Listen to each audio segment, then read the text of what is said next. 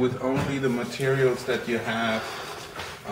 Look, they're very basic, but I'm sure that we can put a few years on her.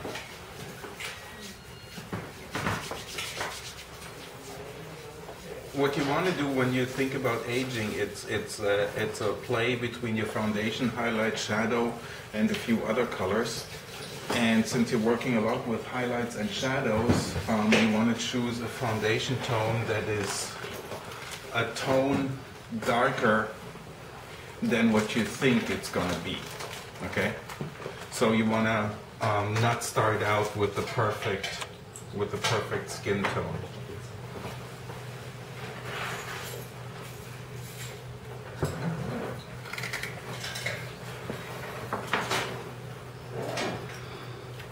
Some more paper towels, please.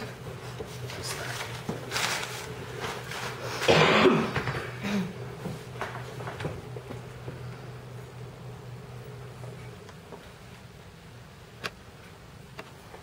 Yeah, I think that's going to be fine.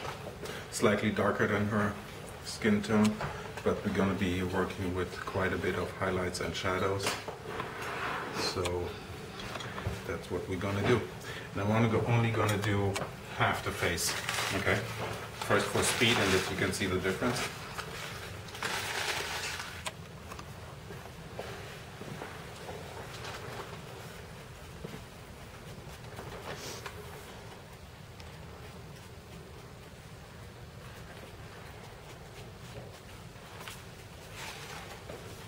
The rules for the foundation are just about the same as if we would have done really thin, nice and even.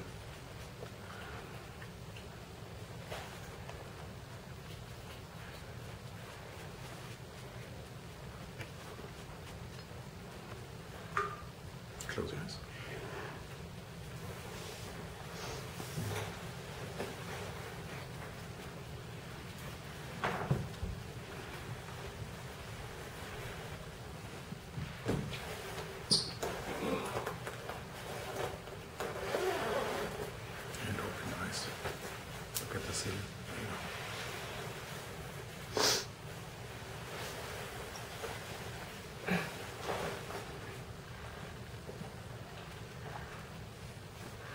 Alright.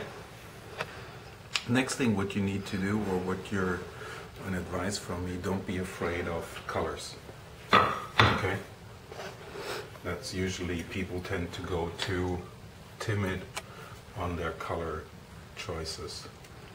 So I'm using actually a pretty dark brown low light, and I am using stuff called ultralight as a highlight. Sure.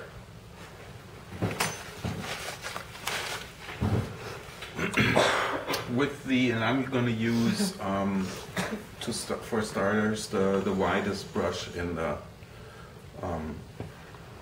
assortment here. And I'm going to start with laying in everything that I think what's going to be when she's going to be aging, what's going to happen. I got to think about gravity. Okay, so everything gets pulled down, and that's what your brush strokes should reflect.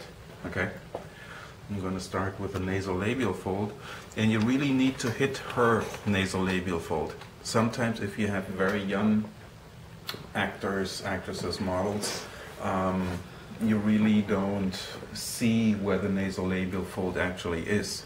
But you need to hit that, because if she starts smiling and my nasolabial fold is off, your entire makeup doesn't make sense. Okay? So I'm going to try to hit that. Smile. And see, it's right in there. So that's what you need to accomplish. Then the next thing, what we're going to do is we're going to age her nose. And the nose is built up out of lots of triangles.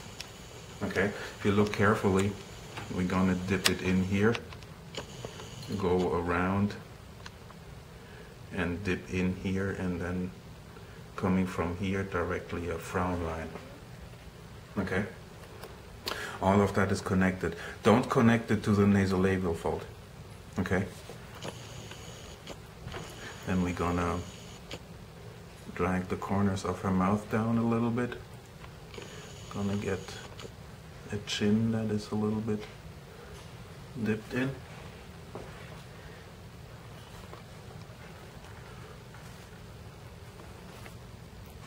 From here we're gonna go into an eye bag.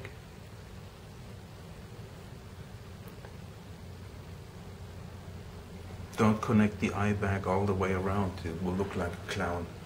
Okay? Sometimes, I mean, as you age, that happens, but if you actually paint it on that way, it can look really, really off. What else are we gonna do? We're gonna do 1 or 2 forehead wrinkles. Also, the forehead wrinkles should roughly probably fall into the area where it normally would. And another one up here. Don't try to make them too symmetric. Okay, if you make them too symmetric, it looks like railroad tracks, and that's not what we want to do. Okay, so for this little exercise, with my brush, that is all done for right now. Pick up a sponge with some of the low light and sink in the temple a little bit and go under the cheekbone. Sink that just right really under the cheekbone, not on top of it, right under it. Okay? And then we see if we can make a little jowl going on in here. Okay?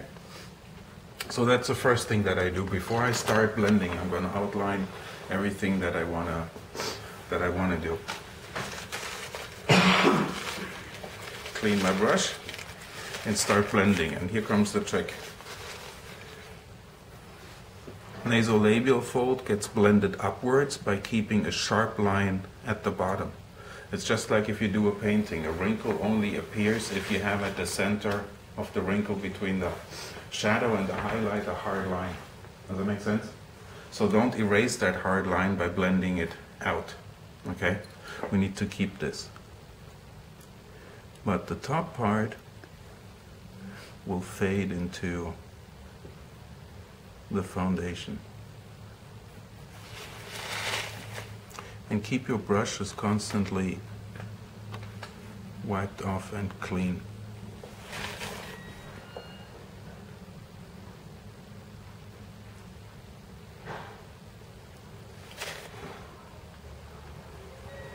Here in the center you fade both edges out so that the darkest spot remains in the center. Okay?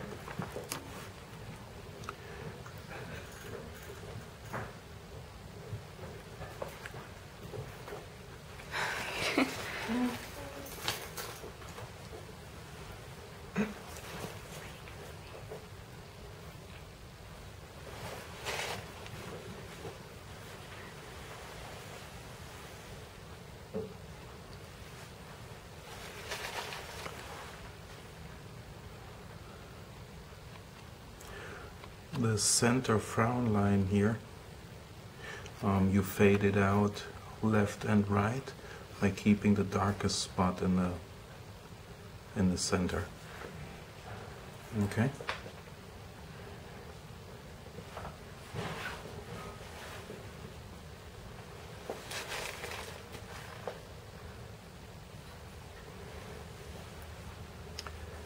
The eye bag gets faded upwards as well.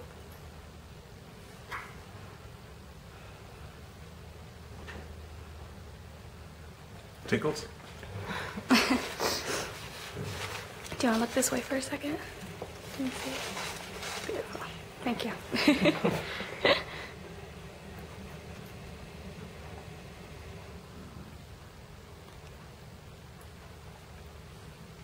Everything what I want to achieve with this, at the end I don't want to see the makeup in itself, I want to see the effect of the makeup. Okay? Same with the wrinkles here on the forehead, they get blended upwards but keep a sharp line at the bottom.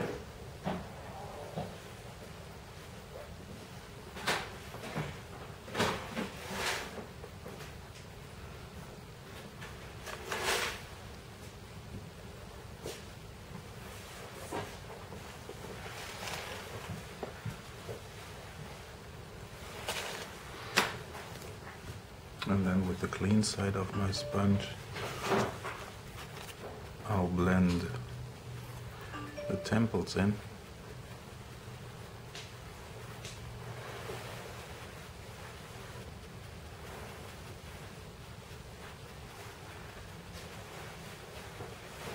Cheekbones.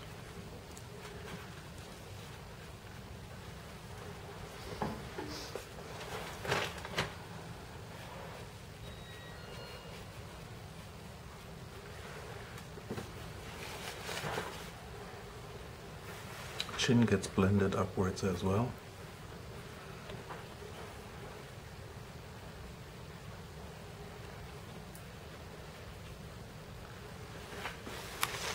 Okay. And now, clean your brush really good. And let's lay in the highlights.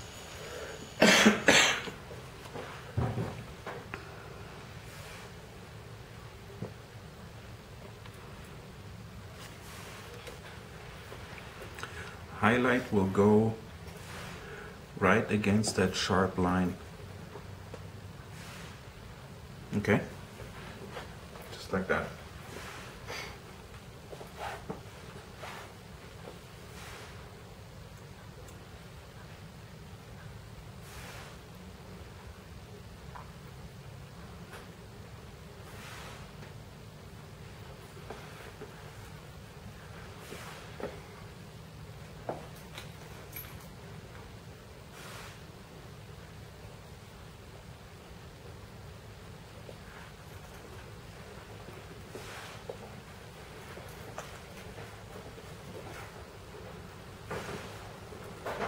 And everywhere there's a low light, you got to put a highlight against it.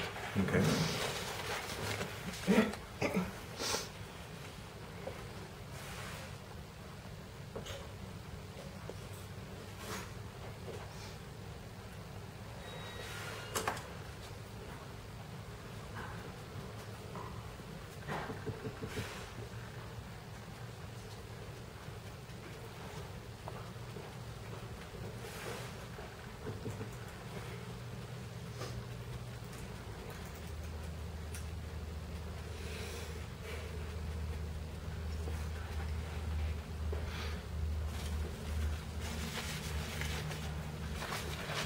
$500 later. Now, with the highlights, you blend them into the opposite direction. Okay? You want to keep that sharp line in the middle, but this outline here, you want to blend that into the foundation.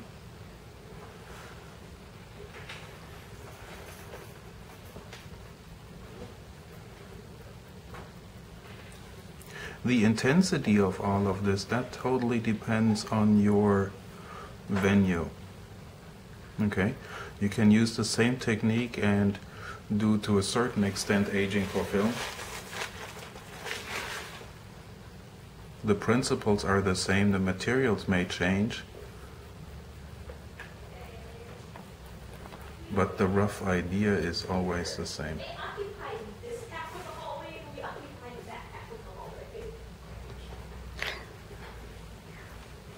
Looks like a tour coming through.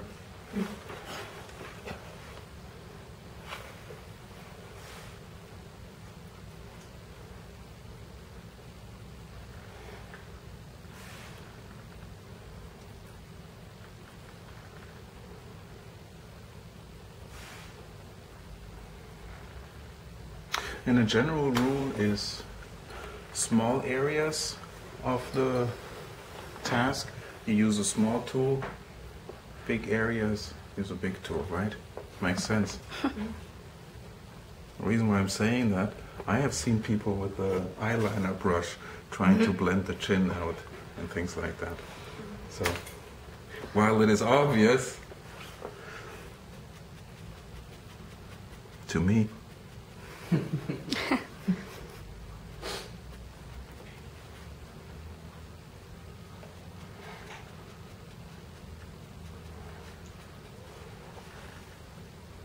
open your eyes.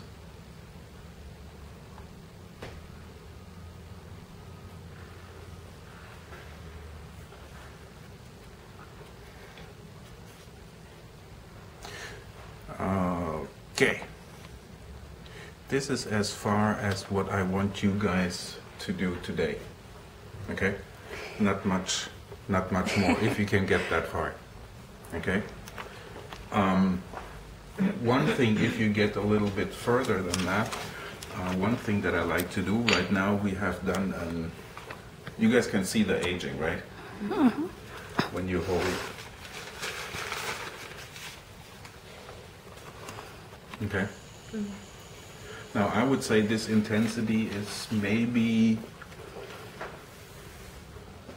on the edge of being a little bit too soft for the crust, depending on the lighting. But you have to put some power behind it in order to get across a bigger stage. Okay? So don't be afraid of the high intensities of those colors. Okay? You can always tone it back if you see it looks like too much like a makeup. Does that make sense? For me right now, we have only used 3 colors of foundation, a highlight and a low light. After I'm done with this, and then I'm going to start to bring in a little bit more life into the end. What we have not done yet is the eye. Okay, how to age the upper eyelid. I like to bring in some colors, just to bring in this sandy rose is really a good one, just to bring some life into that.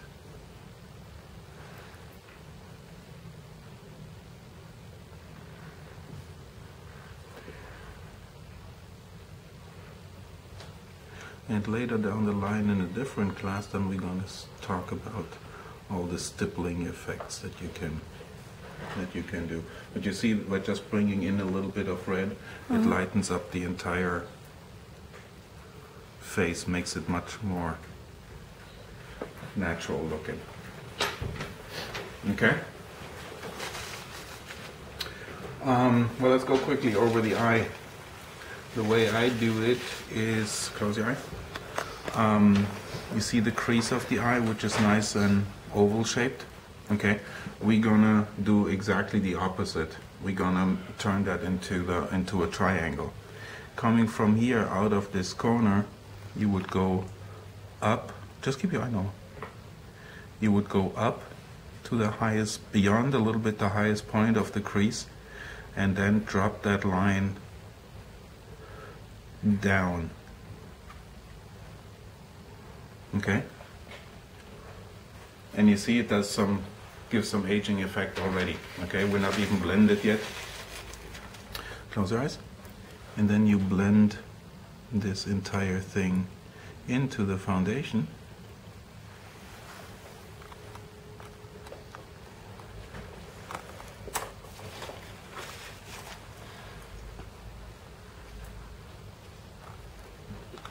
Close your eyes. Set a highlight along that steep angle here, downward,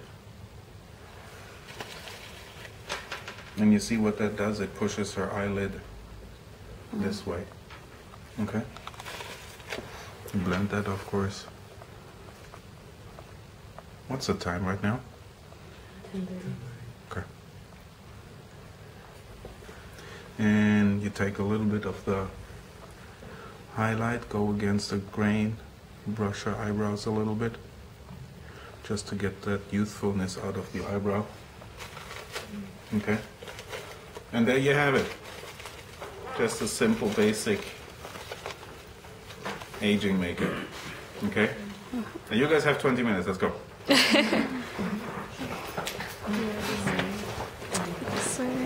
Thank you very much.